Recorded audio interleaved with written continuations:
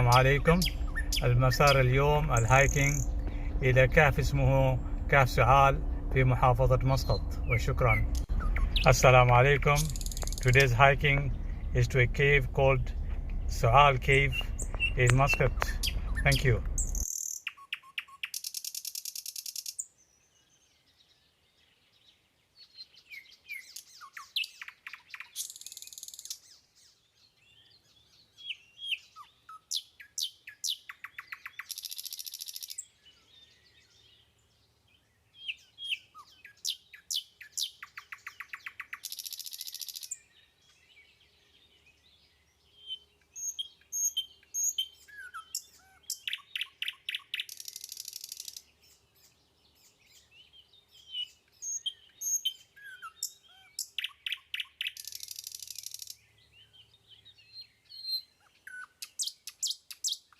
فحاولوا انكم تكتبوا في نفس الوقت يكون انه الجيولوجيا هذه انه تتعرفوا على مناطق في بلادكم، التجاويد الجبليه. الرحمن الرحيم. الآن بدأنا في نقطة البداية المسار اليوم إن شاء الله، متوكلين على الله. بسم الله. خلال المسار دائما تفاجأ بأشياء جميلة، منها قطيع الغنم وبعض المناظر المعالم اللي هي في الطبيعة، آثار تراث في كل المسارات اللي نقوم بزيارتها.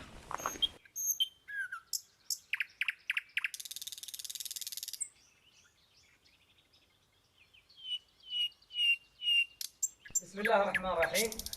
متابعينا الأعزاء، وصلنا إلى نقطة طبعا شبيهة بالكهف، مدخل راح ندخل منه إن شاء الله تعالى ونطلع إلى الضفة الثانية. هذه من ضمن عوامل التعرية والتضاريس في المناطق دائما.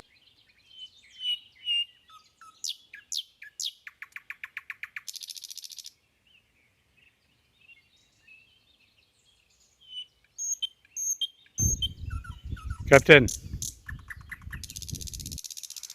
هنا نحن داخل كهف. Here we are inside the cave.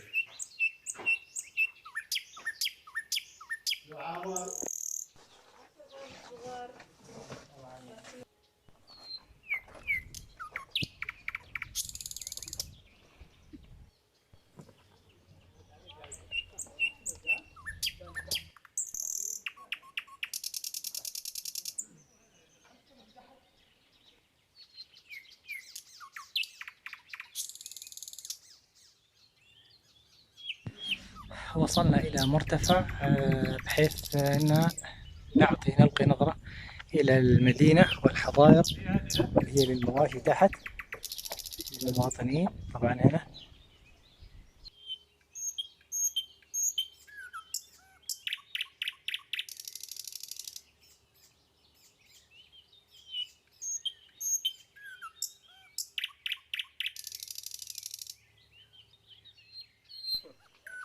Say hi. Hi. Hi.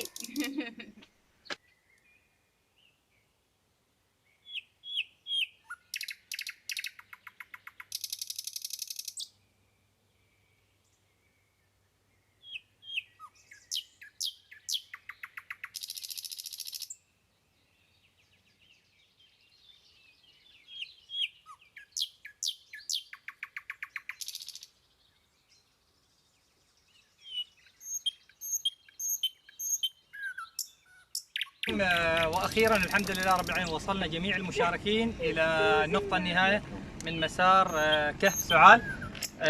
كل المشاركين استمتعوا بالمسار، وكانت فيه مناظر وكذلك طبيعه تضاريس المنطقه، وما قصر الكابتن خالد العنقودي والاخوه اللي موجودين المشاركين، ناصر، عامر، ورانا هنا احمد، حسين وكامل، وطبعا الكوتش ام محمد، ام سعيد، والكباتن الابطال اللي هم يشاركوا دائما مستمرين.